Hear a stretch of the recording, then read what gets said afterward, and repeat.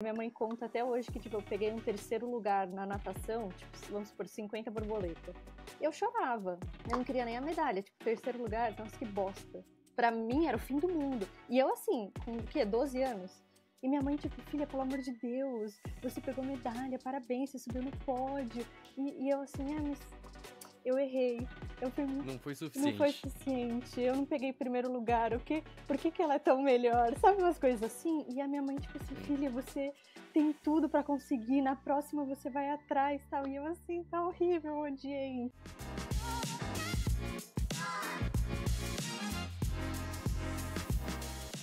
E aí, bem-vindo a mais um episódio do GMcast. O episódio da semana foi com a Ana Paula Vieira, que é maratonista, triatleta e estudante de medicina.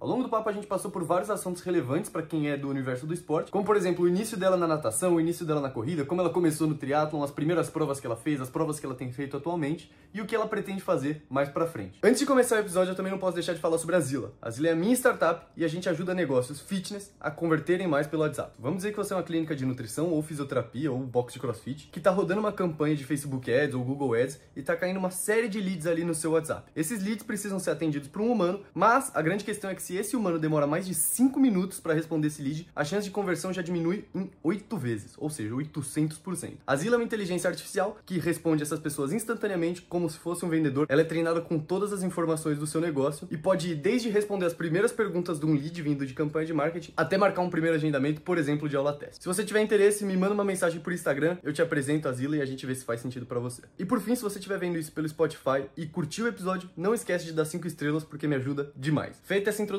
fiquem agora com a Ana Paula. Senhorita Ana Paula, estamos aqui para bater um papo sobre sua experiência com triatlon, com esporte, com natação, que pelo que eu entendi nos meus estudos veio antes do triatlon na sua vida, eu posso estar errado.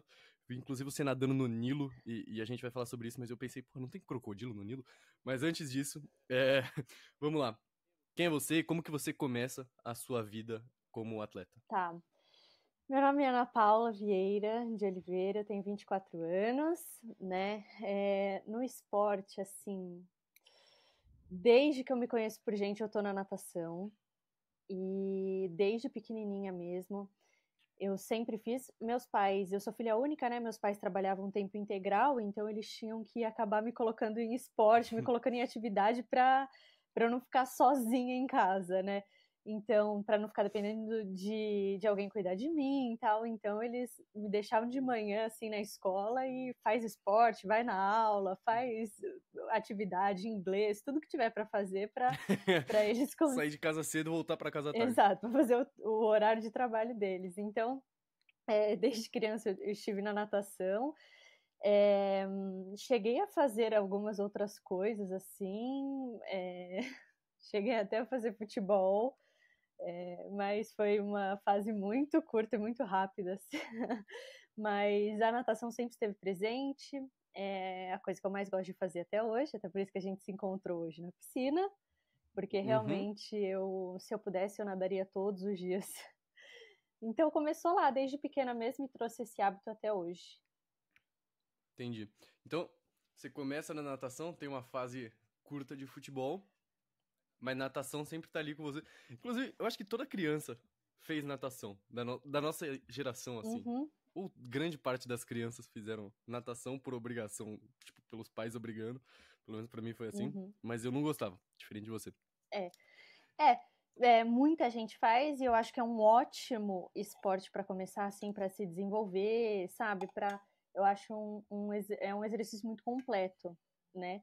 Então, enfim, eu acho ótimo. E todo mundo fala isso, eu nadava quando pequena. Eu falo, Tem essa brisa. E eu tava pensando esses dias, eu acho que natação também é um esporte muito fera pra, tipo, quando a gente for idoso, tá? Porque eu amo corrida. Acho que corrida pra mim é o equivalente à natação pra você. Eu definitivamente não comecei a praticar quando jovem. Eu fazia tênis quando eu era jovem. Comecei a corrida mais recente.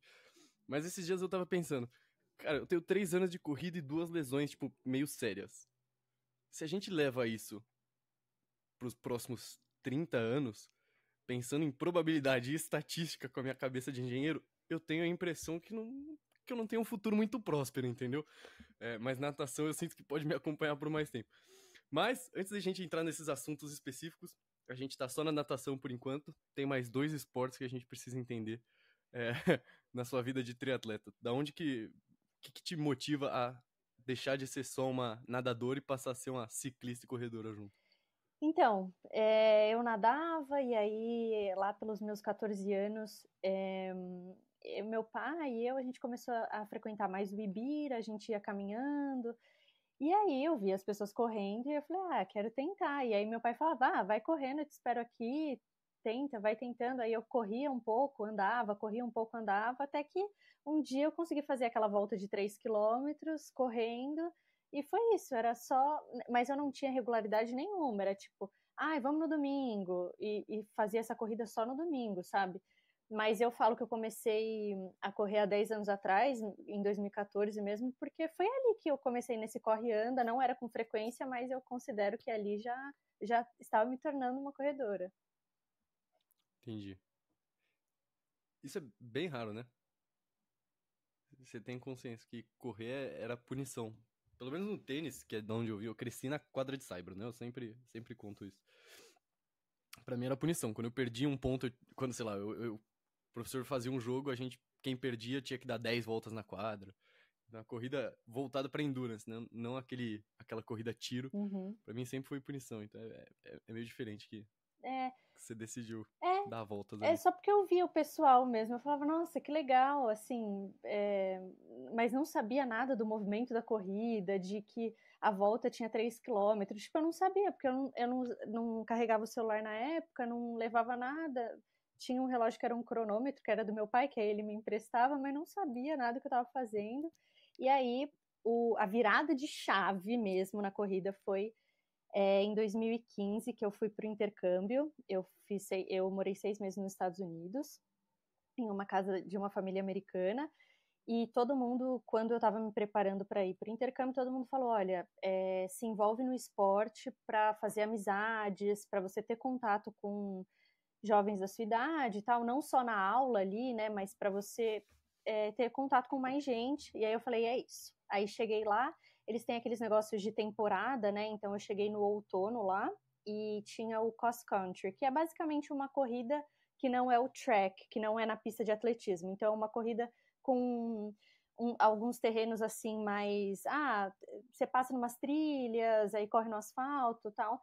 E aí eu fui, e aí todo mundo me perguntou: você já corre? Você já corre? E aí eu falei assim: eu corro just for fun, tipo, pro divertimento. E aí todo mundo, os americanos ficavam assim: como assim você corre por divertimento? Não existe diversão, existe apenas performance, medalhas e vitórias. Aí eu falava assim: eu vou com o meu pai dar uma corridinha às vezes, e eu gosto. E aí todo mundo falava: como assim? Você só sai pra correr? Aí eu, sem treino, sem nada, sem nada, sem saber nada que eu tô fazendo.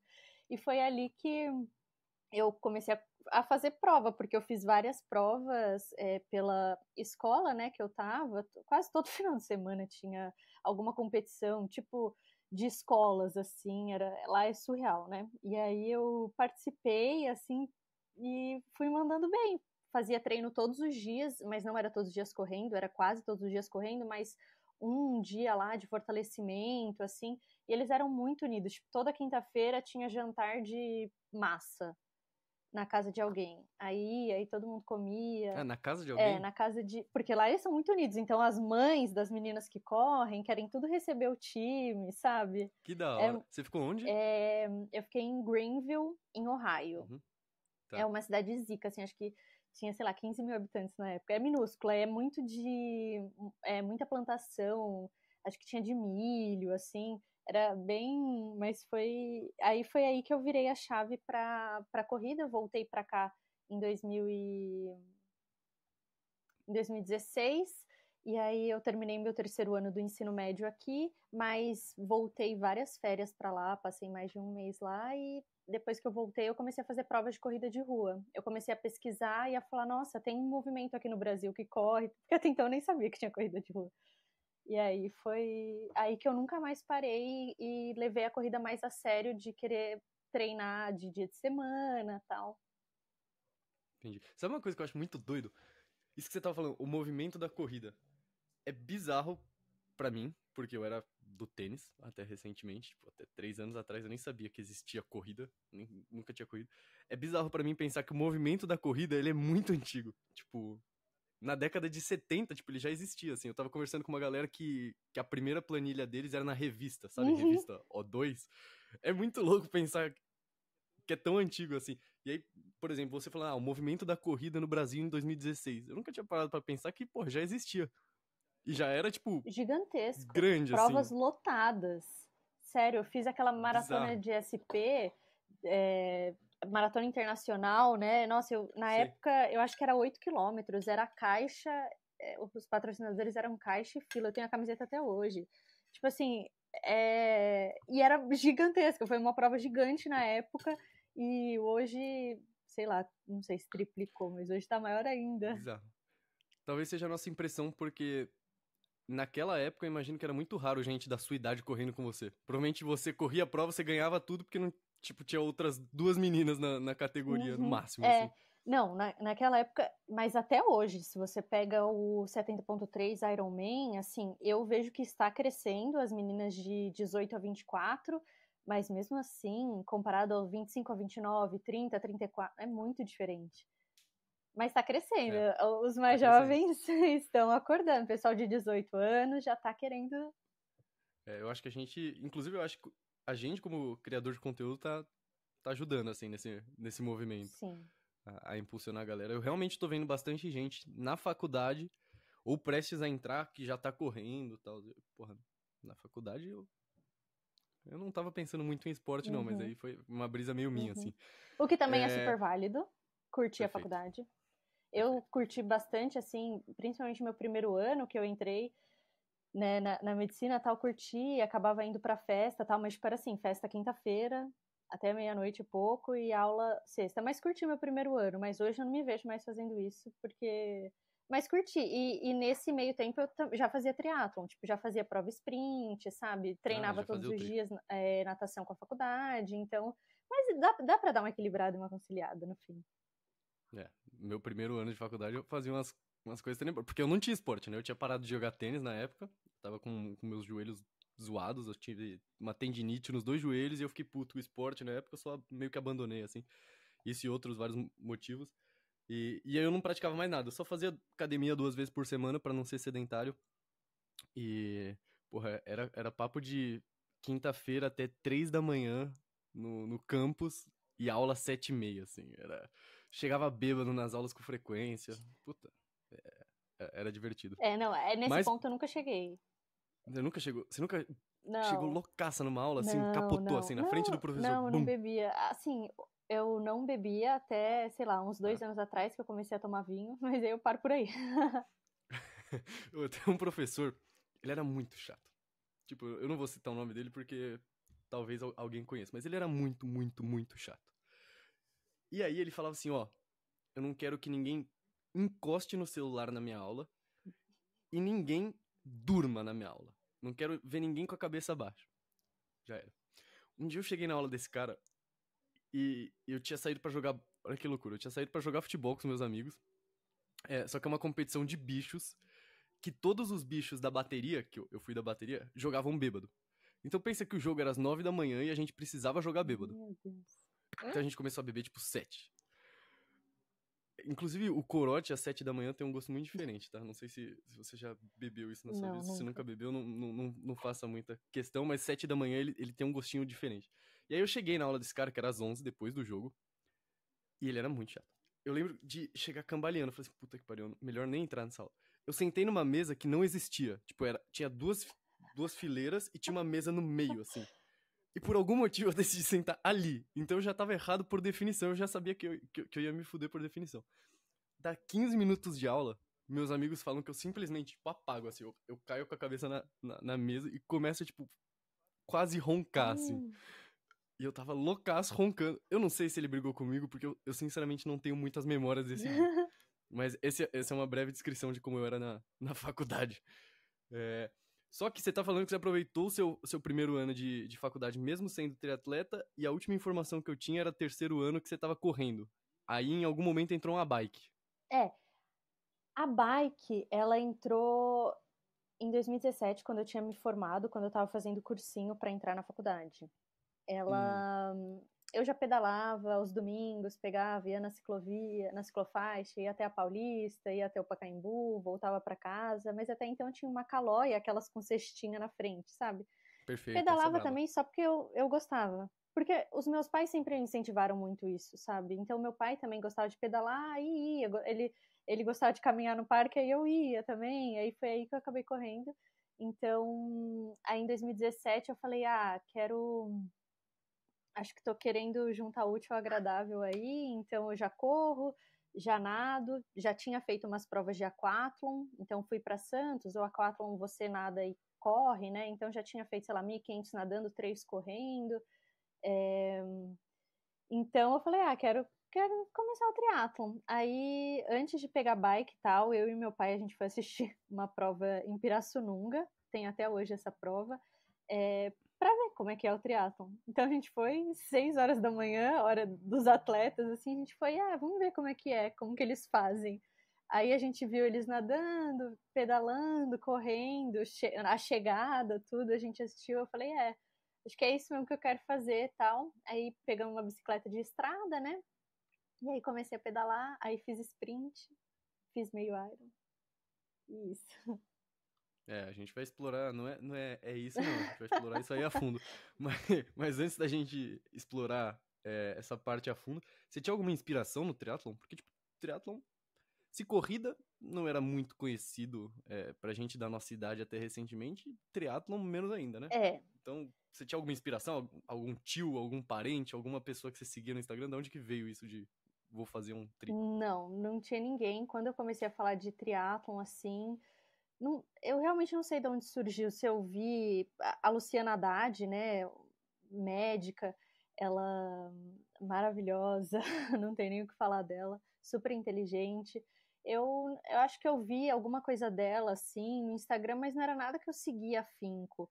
E o meu pai conhecia a Fernanda Keller, assim, de assistir programas no off com ela. Então aí ele começou a falar, vê coisa da Fernanda Keller, vê coisa. Só que ela é outro nível, né, profissional.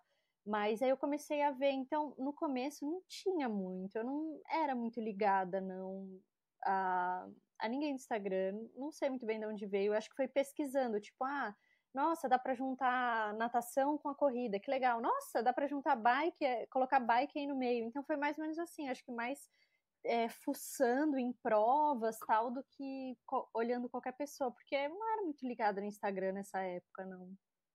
Entendi. Aproveitando a sua energia pra fazer vários esportes em paralelo. Exato.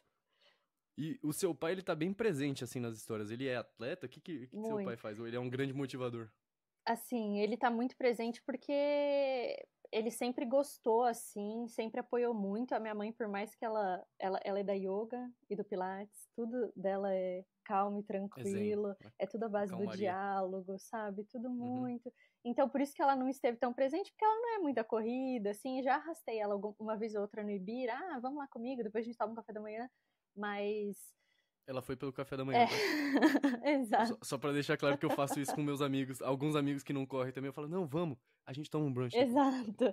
Então, assim, mas os dois sempre me deixaram, acho que é por isso que eu tô há tanto tempo na natação, há tanto tempo no esporte, né? Mesmo com 24 anos, desde pequena, porque eles sempre me deixaram muito livre para fazer o que eu quisesse fazer. Se eu virasse e falasse, o que aconteceu? Eu fiquei 1 ano sem nadar porque eu mudei de escola, e aí, sei lá, 13 anos, eu não queria começar em outro lugar a nadar, e também não dava para eu nadar onde eu nadava, eu falei, eu não quero isso. E ele sempre muito, filha, tá bom, o que você quer fazer? Tá bom, então tá bom. Você quer fazer ginástica? Sei lá, deve ter feito umas aulas experimentais, sabe? Tá bom, gostou? Não, então... quer fazer balé? Então tá bom. Fiz balé por bastante tempo, amava fazer balé também. É uma coisa que se eu pudesse encaixar hoje, eu encaixaria sem dúvida nenhuma, mas não tem como, não dá tempo. Mas, então, eles sempre deixaram eu fazer tudo que eu quisesse sem pressão. Filha, quer competir na natação? Que legal, vamos lá, a gente vai lá assistir. Mas sem pressão nenhuma. Tipo, filha, você vai ser a primeira, você tem que conseguir. Mas por isso que a gente não descobriu até de onde que surgiu a minha cobrança extrema. Porque, assim, a minha mãe conta até hoje que, tipo, eu peguei um 3º lugar na natação, tipo, vamos supor, 50 borboleta. Eu chorava. Eu não queria nem a medalha, tipo, 3º lugar, nossa, que bosta. Pra mim era o fim do mundo. E eu, assim, com o quê? 12 anos? E minha mãe, tipo, filha, pelo amor de Deus, você pegou medalha, parabéns, você subiu no pódio. E eu, assim, mas eu errei. Eu fui muito... Não foi Não foi suficiente. suficiente. Eu não peguei 1º lugar. Por que ela é tão melhor? Sabe umas coisas assim? E a minha mãe, tipo assim, Sim. filha, você tem tudo pra conseguir. Na próxima você vai atrás, tal. E eu assim, tá horrível, eu odiei. Então, eles sempre foram muito motivadores, assim. Sempre aceitaram tudo que eu inventei. Ah, quero fazer bike. Quero isso, quero aquilo. E sempre, né, privilegiada a ponto deles conseguirem comprar uma bicicleta pra mim, né? Então, isso foi incrível. Ai, quero nadar às 6 horas da manhã. Ah, vai lá, filha, vai. A gente leva. Me levava e me buscava, sabe, 6 horas da manhã, porque eu não dirigia na época. Tipo, fazia a casa acordar pra me levarem. Então, eles sempre... Acho que esse realmente é o diferencial do porquê eu tô até hoje na natação, porquê que eu gosto tanto do esporte, porque eu sempre fui motivada para isso, sempre me deixaram livre para fazer o que eu quisesse. Se eu quiser parar de correr agora e fazer esgrima, eles vão falar, vai lá, isso mesmo, filha, se joga, sabe? Então, essa fez muita diferença. Que da hora, que da hora. E aí você começa a fazer as suas provas de triatlon já. Como que é a sensação de fazer a sua primeira prova? Porque você já tinha feito provas de corrida antes. Mas eu imagino que a prova de triatlon seja outra vibe, assim, porque tem toda a preparação, tem que deixar a bike, tem que fazer uma par de coisa. Como que foi a sua primeira prova e como que ela se diferencia das suas provas até ali de corrida e natação separadamente? Nossa, uma pergunta difícil, assim, deixa eu ver. Olha, a minha primeira prova foi o sprint, foi o Tri-Day na USP. Infelizmente, essa prova não existe mais, era muito legal. E, bom, como ela se diferencia? Se diferencia porque na prova de corrida, de rua, não tem pódio. E na prova de tri tem por categoria, né? Na corrida de rua, assim, pódio é daqueles 5 primeiros que correm para 3:40, né? 15, 3:40 maratona, né? Para 3:15 os 10K. Então, se diferencia, já começa ali, né? Já deu para perceber que eu sou uma pessoa competitiva. Já começa ali e... Mas a primeira prova, eu já tinha feito alguns simulados. Nessa época eu estava com uma assessoria com a Lobo. Então, eu já tinha feito simulados, já sabia então como funcionava esse negócio de transição, de você sair da natação, tirar a roupa de borracha, pegar a bike, porque eu já tinha simulado realmente isso lá na Estrada Velha. Então, mas o triatlon, nossa, é uma coisa louca, é uma coisa maravilhosa. Você nadar, e aí você tá na horizontal, e depois você tá sentado numa bicicleta, e depois você tá na vertical correndo, um coração na boca, mas é uma sensação muito diferente, assim, e é uma prova mais longa do que as provas de natação que eu fazia, né? Tipo, 50 metros borboleta, 100 metros crawl.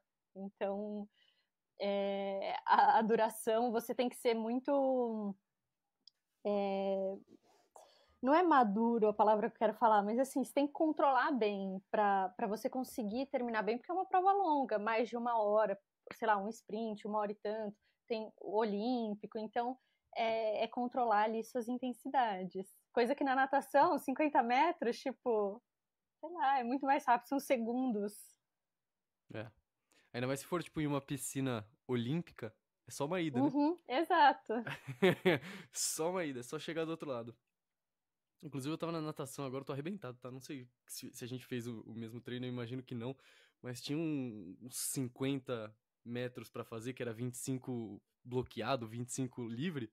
Porra, bloqueado me arrebenta, tá? A gente fez o mesmo treino. Você fez o de fundo depois, aqueles 600 com 3,200? Puta que Então, pariu. em tese, quarta-feira é regenerativo, né? Mas eu também não entendi aquela velocidade no meio. 15 velocidade máxima. Tipo assim, pelo amor de Deus. Bloqueado eu odeio. Difícil. É o treino de natação que eu mais... Aqueles treinos de hipóxia, sabe? Ai, vai submerso, 25 submerso. Eu não gosto. Eu odeio não respirar.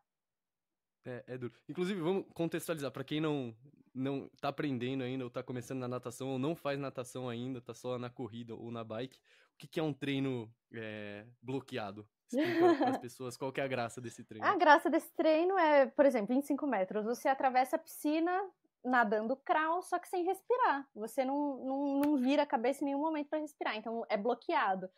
São 25 metros batendo perna e você tentando bater perna rápido, né? Só que aí você fica mais ofegante porque você quer chegar logo. Então, é isso. girando o braço ali sem respirar. Esse é o bloqueado. Tenebroso. É muito difícil. Eu não gosto também. É o pior treino para mim. Eu prefiro fazer, sei lá, paraquedas do que colocar aquele paraquedas, né? Então amarra na cintura, tem aquele negócio que te puxa para trás, causa resistência. Eu prefiro fazer isso do que bloqueado. Eu não gosto de não respirar. Eu fico meio... Eu fico agoniado. Eu comecei a nadar com snorkel também recentemente. E aí a minha dificuldade agora, o meu desafio tá sendo fazer uma virada com snorkel. Puta que pariu, a quantidade de água que eu engulo fazendo virada com snorkel é brincadeira, tá?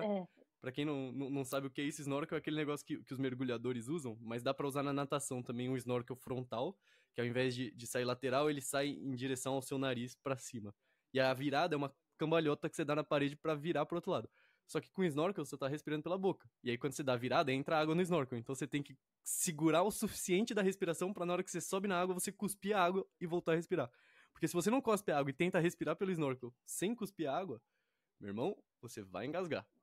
E aconteceu com algumas vezes. Eu também tive que aprender também quando eu comecei com snorkel, é normal, já fica bem fácil pra você. Puta que pariu. Boa.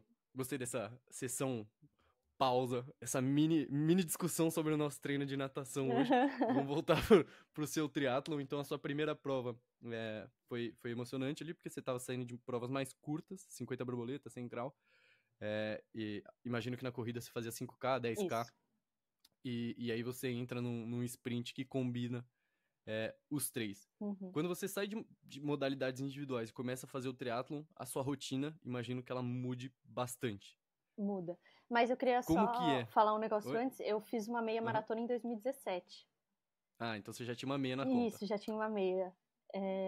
Eu fiz porque, de novo, quando eu voltei para os Estados Unidos para visitar a família lá, juntei com todo mundo, estavam fazendo volume. Aí eu também comecei a fazer, eu falei, vou fazer uma meia.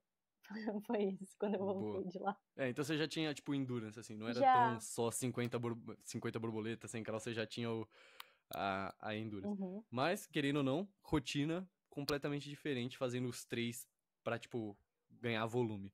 Como que muda a sua rotina ali, como que ela era naquela época e como que ela evolui pra chegar onde tá hoje? Eu acho que o triatlon, mesmo o sprint, assim, até 70.3, você acaba tendo que treinar todos os dias, né? Porque, sei lá, segunda, quarta e sexta você corre, terça e quinta você pedala, você tem que fazer 2 treinos no dia, porque você tem que colocar uma natação ali, então, sei lá, segunda e quarta, e ainda tem um fortalecimento, né?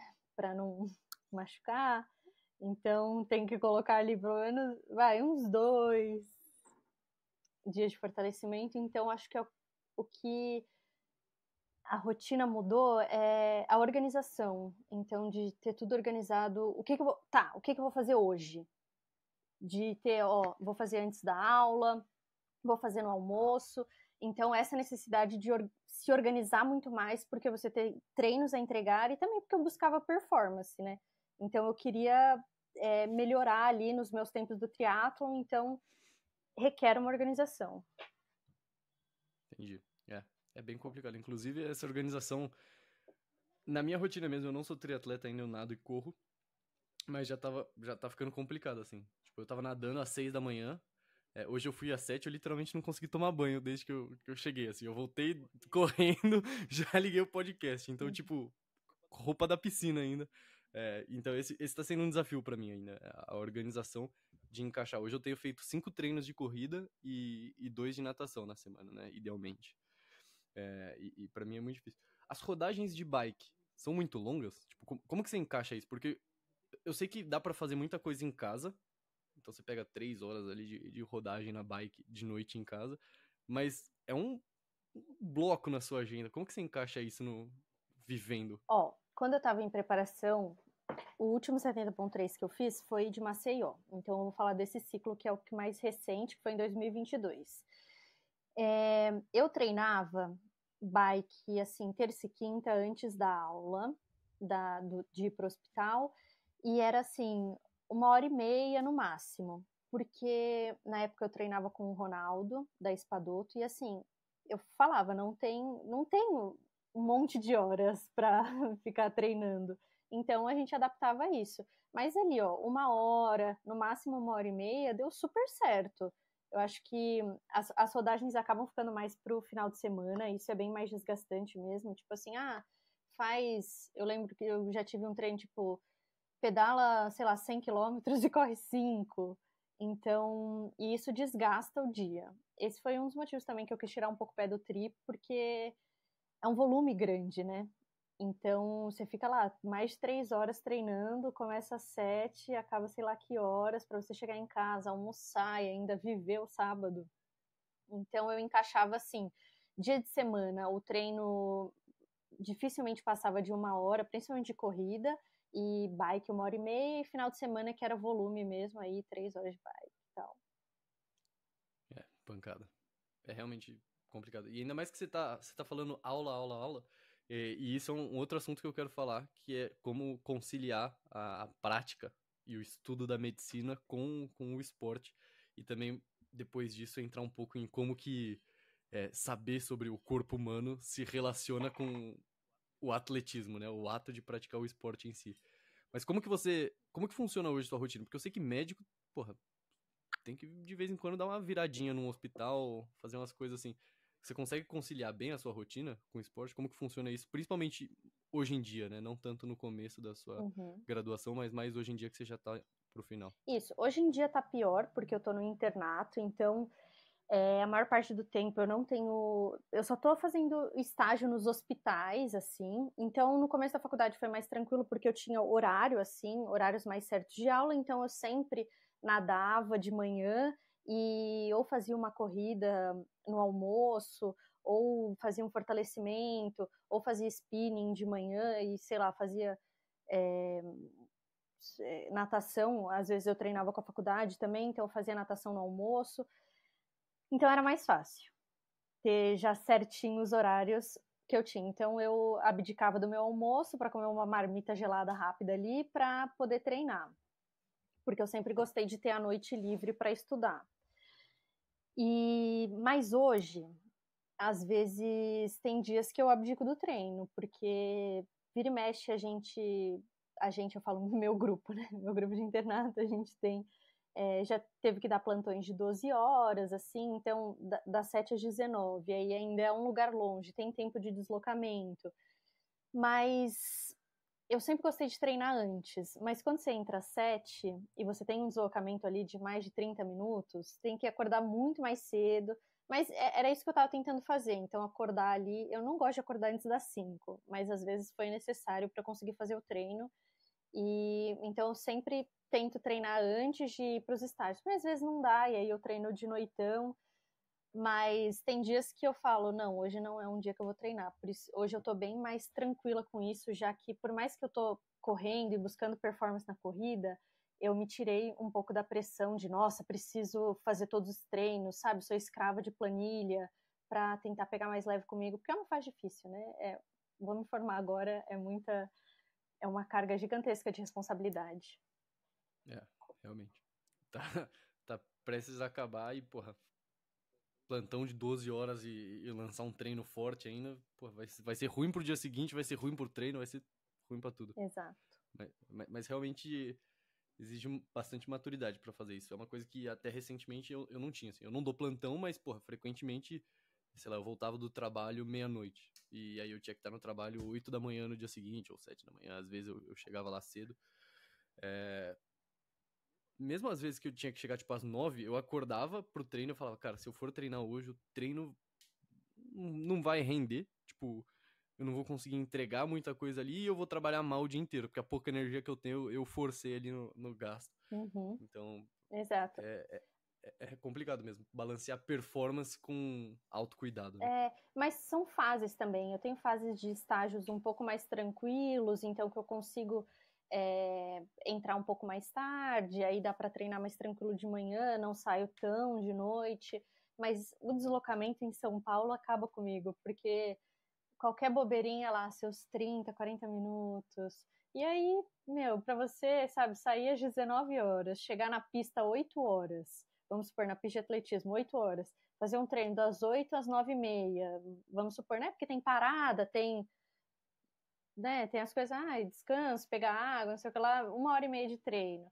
Aí, chegar em casa 10 horas da noite, pra dormir, pra arrumar tudo pro dia seguinte, Então, eu acho... Acaba pesando um pouco pra mim, eu acabo ficando muito cansada. Dá pra fazer isso durante, sei lá, uma semana. Na outra, já não aguento. Pra mim, especialmente no ciclo de maratona que eu fiz, né, ano passado. Quando eu falo que era difícil, era principalmente ano passado, no ciclo de maratona. Pô, tinha dia que, sei lá, eu tinha 21 quilômetros na quinta-feira e eu tinha que ir pro trabalho depois, assim. Porra! Ali era complexo. E por isso que, inclusive, eu falo que ciclo de maratona é outra brisa, assim. Tipo, é quase... Correr de meia maratona pra baixo é quase um esporte diferente de fazer os 42 ali e a volumetria que isso exige. Mas antes de entrar em ciclos de provas longas, eu quero entender, ainda dentro da medicina, é uma curiosidade minha mesmo. Se você consegue usar as coisas que você aprende na medicina para trazer pro esporte. Então, coisas de métricas mesmo, sei lá, VO2, quando você tá com alguma dor, como que você enxerga isso do ponto de vista da medicina.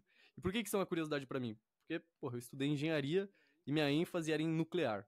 Então, para mim, absolutamente nada do que eu aprendi eu vejo no dia a dia, assim. Tipo, não tem como eu, sei lá, tá vivendo normalmente, pensar, caralho, isso aqui eu aprendi na minha aula de controle de pressão e temperatura de reatores. Não existe isso. Mas você estuda o corpo e o atletismo nada mais é do que uma evolução. Como que isso se relaciona? Você consegue cruzar as coisas? Assim, eu não sou tão nerd dos treinos, de tipo, preciso ver meus números, preciso ver VO2, assim, abro o Garmin ali e vejo. Já fiz algum teste ergospirométrico, mas faz bastante tempo, nem lembro. Então, eu não... nesse quesito nem tanto. O que eu uso muito da medicina e que é até prejudicial às vezes é isso, tipo, tô sentindo uma dorzinha, vou tomar remédio tal. Eu sei que esse remédio é melhor, esse remédio é mais forte. Então eu vou tomar isso. E aí isso, você vai mascarando dor, pode mascarar lesão, né? Então pra mim, senti uma dorzinha, deixa eu tomar esse negocinho aqui que eu sei que vai melhorar. Então, é esse conhecimento que eu uso ao meu favor, de um remedinho aqui, uma coisinha ou outra. Mas assim, hoje nem tanto, hoje já mais amadurecida, falo hoje nesse ciclo que eu tô de maratona agora, eu tô mais, senti uma dor, deixa eu procurar o físio ali pra ele dar uma soltada, do que eu ficar tomando analgésico, anti-inflamatório e depois dar paulada de novo no treino, sabe? Mas eu acho que o que eu mais uso é mais isso mesmo. A fisiologia eu não vejo eu usando tanto assim. Não, mas é mais de remédio mesmo, é mais dessa parte. Perfeito, perfeito. E na mesma linha de remédio, ou pelo menos de uma família próxima, tem suplementos. Tem algum suplemento que você, tipo, curte, assim, e que você realmente entenda? Porque, sei lá, eu leio sobre creatina, eu tenho uma noção básica do pra que serve. Tem algum suplemento que você fala assim, isso aqui é brisa? Olha, eu acho que tem vários que são muito bem-vindos. Então, a creatina, a betalanina, o nitrato também é bem-vindo. Mas, assim, não... É aquilo, ajuda se você estiver fazendo também a sua parte, lógico, né? Mas eu acho que não tem nada que eu olhe e fale, que veja toda a cascata, assim, de como funciona, onde ele entra, que eu falo, nossa, uau, assim. Eu também não sou das mais... tanto que me perguntam, o que você quer fazer? Aí eu falo, eu gosto muito de ortopedia e tal. E aí a pessoa fala, pra tratar atleta? Eu falo, não quero saber de atleta amador. Atleta amador é tipo assim, tá com uma dor, sei lá, um mês, e aí ele fala, não, mas eu consigo treinar, eu posso continuar treinando, porque eu tenho uma prova, um Ironman full daqui a uma semana. Aí você fala assim, é contenção de danos, então eu não quero tratar atleta amador. De amador, assim, já não basta eu que fico mascarando coisa. Perfeito, perfeito. Já meti essa. Tá? Então, não, é super comum, né? Acho que quase 100% dos atletas amadores, eles dão dessas, assim, no médico, tá com um negócio crônico já faz 2 meses, aí vai lá, nossa, eu preciso arrumar isso pra semana que vem. Eu como futura médica, fico assim, Você acha que eu vou fazer milagre? Então sua brisa é ortopedia mais focada em quê? Assim, idosos, gente normal? Eu gosto muito de ortopedia pediátrica também. Eu gosto muito de criança, assim, então vamos ver se eu vou pra essa área. E criança quebra coisa, hein? Criança quebra coisa. Só que a diferença é que criança gosta de botar o gesso. Porque o gesso aumenta o status dela na escola. Pra assinar e só aqueles gessinhos pequenininhos. Perfeito. Sim. Perfeito. Boa, entendi.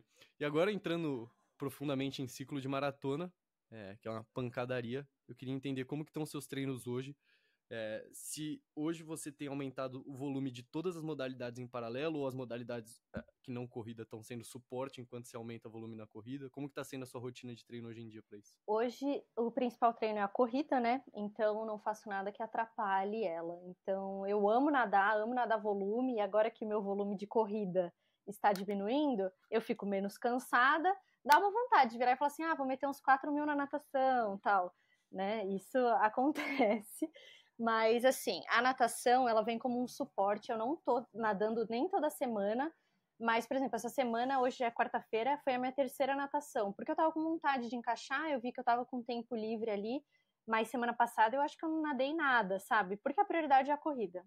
É eu estar descansada para correr, para conseguir fazer os treinos o melhor possível e ir bem na maratona. Mas bike, nossa, eu nunca nem vi mais.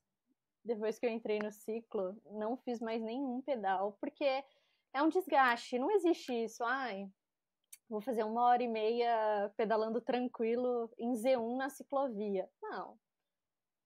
Pra mim, meu coração sobe, tem gente passando, você entra em pelote, tem isso e aquilo.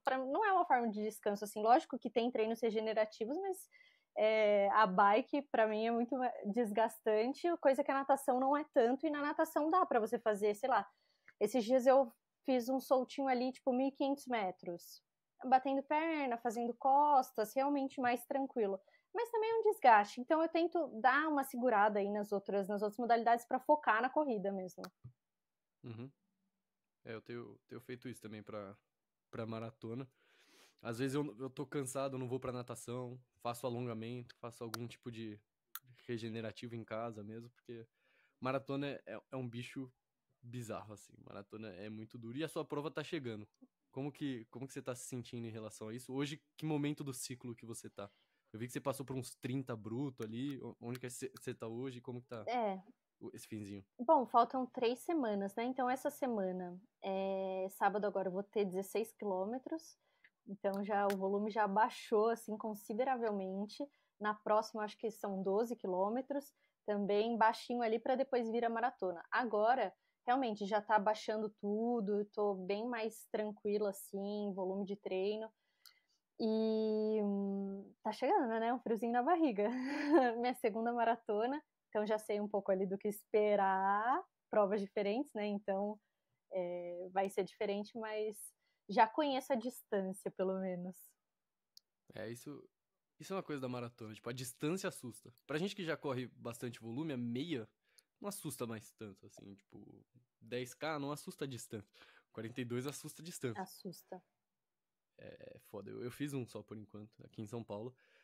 Pra quem não sabe pra onde que você vai fazer essa sua maratona, contextualiza por que você escolheu ela como sua segunda. Eu vou fazer a maratona de Floripa agora, dia 25 de agosto. Eu escolhi ela porque eu tive férias, um pouco de férias em julho, então eu falei, vai ser um bom tempo para eu treinar.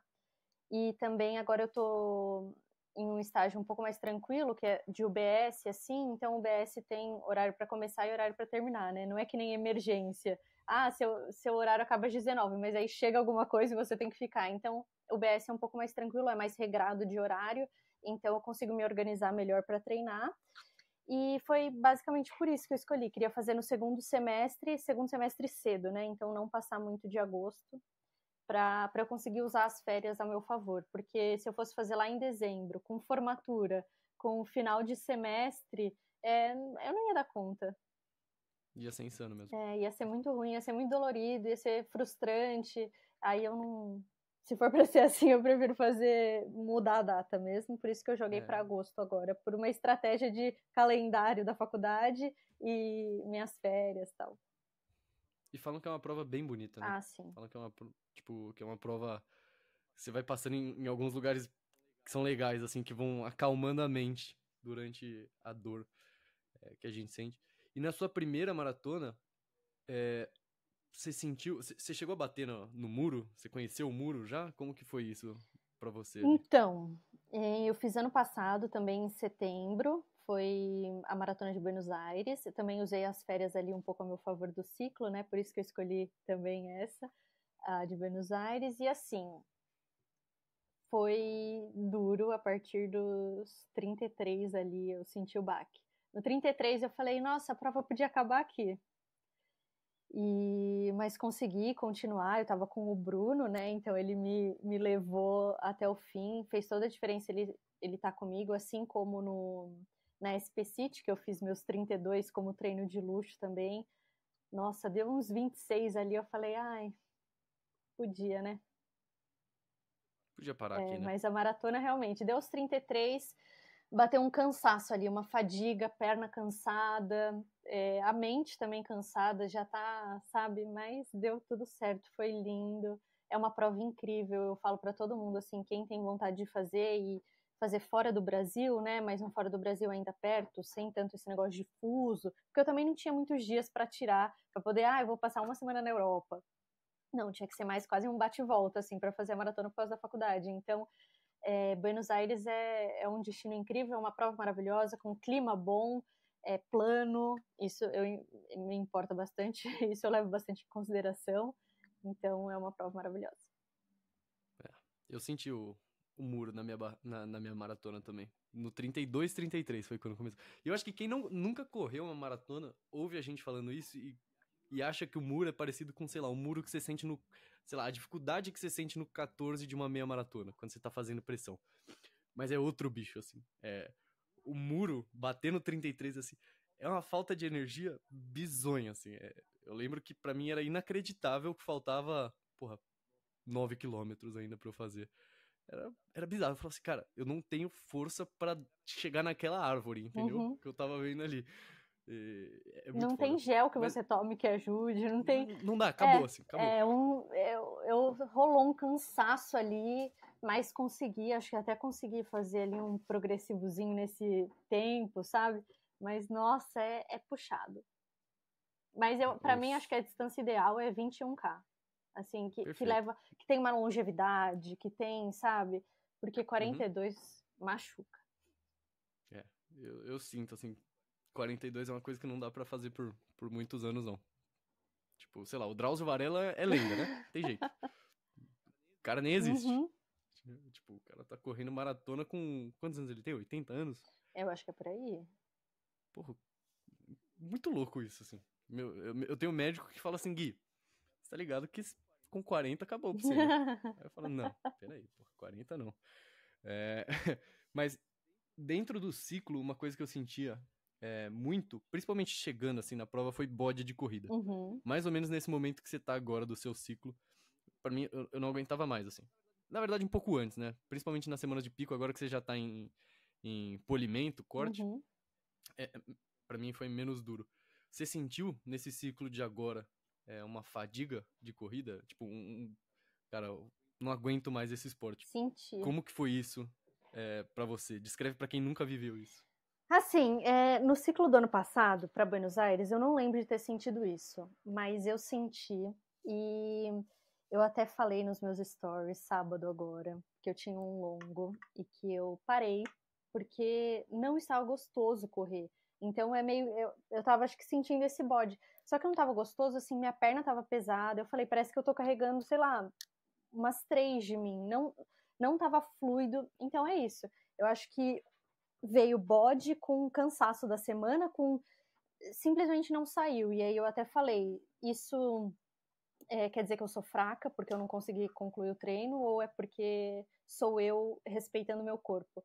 E aí eu falei que lógico que sou eu respeitando meu corpo, porque não tem sentido. Sábado de manhã eu ficar forçando um negócio que não tá bom. Ah, mas você tem a maratona. Sim, mas eu já fiz vários outros longos muito bons e encaixados dentro de prova, fora de prova. Não vai ser esse que vai me, sabe? Definir, né? Que vai... Não é esse que te define. Exato. Que vai definir o ciclo. Né? Então, sim, lógico que rola. Eu acho que rola com bastante gente, não em todos os ciclos. Eu acho que tem, tanto que ano passado foi um ótimo ciclo, mas esse eu senti, mas acho que pode ser inúmeras coisas. Pode ser eu errei a alimentação durante a semana, errei o sono, errei, sabe, pesei a mão em outras coisas. Então, sábado eu acabei pagando e aí eu falei, meu, bodeada, vou parar de correr, não tá gostoso. E eu faço isso por lazer, né? Essa não é minha profissão, essa não é meu ganha-pão, então eu não esquece, vou parar aqui, vou para casa, vou ficar bem tranquilinha, curtir as Olimpíadas e curtir meu sábado. Mas sim, é um bode que eu acho que pode acontecer pelo volume mesmo de treino, por você estar... É desconfortável correr 30 quilômetros num sábado na USP ou no Ibira. É desconfortável, assim, não tem o que falar, seu corpo cansa. Sim. E uma dúvida que eu tenho pensado muito, sabe? Refletido a respeito, que é... Correr maratona dói. A maratona mesmo, 42. Dói, não é prazeroso. Eu sinto prazer de correr 21, eu não sinto prazer de correr 42. Uhum. Mas tem alguma coisa que me fala que essa é a distância que, tipo, eu gosto, assim. Tem alguma coisa que quando eu acabei a maratona anterior, com muita dor ainda, eu falei assim, cara, eu preciso fazer outra. Mesmo sabendo que eu tinha, tipo, sofrido legal, ficado com o bode da corrida. Por que você tá correndo uma maratona? Se você sabe que a maratona é isso, se você sabe que a maratona vai doer, se você sabe que a maratona vai te desgastar pra cacete, exigir tempo da sua semana, por que a maratona? Então, é uma boa pergunta. É porque esse ano eu queria fazer alguma outra prova, assim como eu fiz o ano passado, eu queria ter um objetivo. Mas por que não 21, né? Eu acho que nem passou pela minha cabeça. Eu acho que eu falei só, quero repetir outra maratona, quero fazer esse outro desafio, porque realmente me tira de uma zona de conforto a maratona, mas que é tão satisfatório ao mesmo tempo, de que, caramba, eu consegui, eu posso. E isso tudo, essas evoluções e essas conquistas, eu levo tanto para a parte pessoal, tanto para dentro da medicina, assim, não, eu fiz uma maratona, eu fiz um ciclo inteiro, eu consigo fazer tal coisa. Sabe, me dá quase uma autoestima, sabe, uma sensação de que eu posso.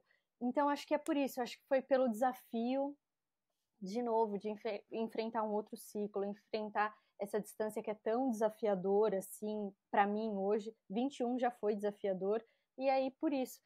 21 seria legal também fazer para tempo, por exemplo, mas eu acho que eu queria aquele gostinho do endurance, de fazer 42 mesmo, de falar, não, é algo... Não é nada confortável, é um ciclo duro, e é um ciclo que amadurece, que ao mesmo tempo amadurece, que te coloca assim. Acho que foi por isso. Sim, eu entendo muito, assim, pra mim é a mesma coisa. Essa tirada de zona de conforto. Eu sei que é meio clichê falar isso, mas a maratona realmente tira da zona de conforto. Porque a perna dói. Frequentemente você tem que, sei lá, mover o seu longão. Isso acontece comigo, pelo menos. Eu tenho que mover de sábado pra domingo ou de sábado pra sexta. E aí tem que encaixar, tipo, 26 quilômetros ou 30 quilômetros e viver a vida depois. Ano passado, no meu ciclo, teve um dia que eu fiz 28 na sexta e fui trabalhar depois. E aí meu chefe tirou uma foto minha. Eu tava literalmente na reunião com todo mundo assim, ó. Parecendo que não tinha nada de mim, assim. Ele tirou a foto justamente porque eu tava só uma página em branco ali. E isso é, porra, muito desafiador. A maratona é bizarro. E poucas coisas são tão prazerosas quanto cruzar aquela linha de chegada, na minha opinião, assim, tipo... Porque a linha de chegada da maratona, ela não é só as 3, 4, 5 horas que a gente corre antes de chegar ali. Eu acho que, pra mim, ela vem muito... Ela veio, e eu imagino que nessa próxima que eu vou fazer vai vir também, carregada de todo o aprendizado e dificuldade do ciclo, sabe? Tipo, de aprender muito sobre mim, sei lá, porra, o que me faz levantar num dia que minha perna tá arrebentada e eu tenho 20 quilômetros pra fazer na planilha? Tipo, o que passa na minha cabeça? São coisas que o ciclo de maratona me ensina muito e para mim era um momento disso que você falou, assim, de superar uns desafios internos. Então, sei lá, correr 26 que eu fiz esses dias. Eu fiz 26 na esteira. Porra, foi loucura, assim. É uma coisa que eu é como se fosse, tipo, um broche que agora eu carrego comigo. Eu tenho 26 na esteira. Ou, sei lá, eu tenho 34 na rua de casa de 500 metros. E aí você vai encaixando e faz muito sentido isso que você vai falando de, tipo, vai crescendo a autoestima. Não por, sei lá, por você acreditar, mas sim por você olhar coisas que você já fez e falar assim, cara, eu sou foda. Exato, eu sou capaz. A maratona é pica. Então, exato. Eu também fiz um dia 30K na esteira, porque simplesmente estava chovendo em São Paulo, eu tinha feito um plantão no dia anterior, era tipo uma sexta-feira, e eu tinha chegado muito tarde em casa. Então eu falei, quer saber, eu vou dormir até tarde, aí eu não vou fazer também 30 quilômetros no Ibira, 11 horas da manhã, aquele lugar lotado, sabe? Aí eu falei, não, vou pra esteira. E aí acabei dividindo em bloquinhos aí de, sei lá, 5K, sabe? Pra ser um pouco menos dolorido, mas fiz. E falei, caralho, eu fiz. Sabe, olha como eu sou capaz de enfrentar várias coisas, vários obstáculos da vida. Então acho que é isso a corrida. E a gente fala de maratona, mas eu não quero aqui ficar influenciando assim, cara, vai aos pouquinhos, vai subindo ali, primeiro 5K, provavelmente vai ser a sua conquista do ano, e é isso. Então vai curtindo o processo. Ai, hoje eu não corro, eu só caminho. Você acha que eu consigo fazer 42 em 3 meses? Não vamos fazer loucura. A gente tá falando aqui de longevidade, né? Que eu falei 21K, eu acho que é mais compatível com uma longevidade na corrida. É isso. Não se quebra, não pula etapas só porque tá na moda e é legal, tá no hype, assim, porque você pode acabar pagando lá na frente e a que custo você vai fazer essa prova, né? Que nem eu falei, a que custo que eu ia fazer aquele treino longo de sábado? Ia ser muito dolorido, eu ia me quebrar, ia ficar frustrada, estressada. Não, eu falei, vou embora pra casa, entendeu? Então, é isso. Exato. E eu acho que tem muito sobre sensação. Tipo, hoje pra gente, o 42 é o que traz esse desconforto absurdo. Se minha mãe fosse começar a correr, 5K seria tipo, o maior desconforto que ela vai sentir dos últimos 5 anos, provavelmente. Então eu acho que é sobre isso, assim. Exato. Exatamente essa vibe de...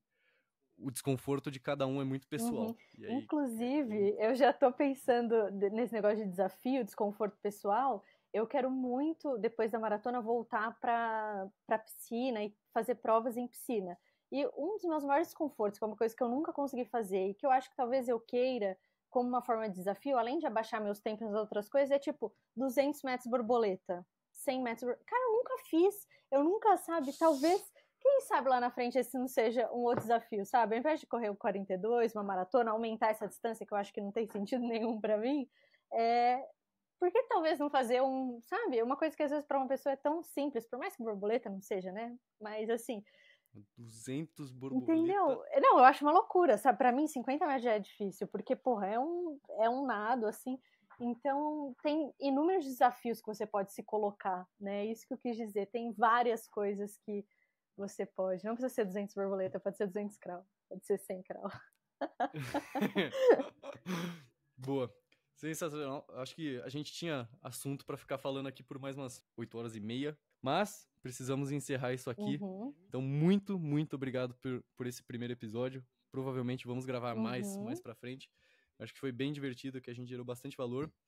E é isso. Obrigado, Ana. Obrigada, Gui. Só queria falar um negócio rapidinho. Você falou do negócio do Nilo no começo da... Ah, porra, do Nilo. Contextualiza isso aí. Aí eu fiquei, nossa, eu vou ter que explicar isso. Aí eu fiquei com isso o podcast inteiro. Não, é que assim, em toda viagem que eu faço, eu fico assim, onde que eu posso nadar? Entendeu? E aí, eu fui pra Amazônia uma vez, aí os meninos lá que trabalhavam lá falaram, aqui tem piranha, mas se você quiser pode nadar. Aí eu falei, posso? Tá tudo certo nadar? Eles falaram, tem piranha. Aí eu falei, então é isso, vou nadar. Aí eu nadava, entendeu? Fui pra Fernando de Noronha. Pulei do barquinho ali, dei uma nadada, voltei. Então é isso, assim, todo lugar que eu vou, aí o Egito foi um desses lugares. Que aí eu falei, posso nadar? Posso nadar aqui? Os locais deixaram, o pessoal deixou, eu falei, então é isso, então eu vou nadar no Nilo. Foi isso, sempre, em todo lugar que eu vou... Você não ficou com medinho, assim, de um crocodilers? Te dar uma... Cara e coragem, né? Se acontecer, aconteceu. Então, eu sempre falei isso, pelo menos eu tô feliz. Mas o tubarão, águas abertas, 5 km lá na água aberta. mas se acontecer, pelo menos eu tava feliz. Foi isso. Perfeito, perfeito. Então, depois desse papo que a gente teve de autocuidado, a gente encerra com isso aí. Um beijo, um abraço. Exato. Valeu, Gui.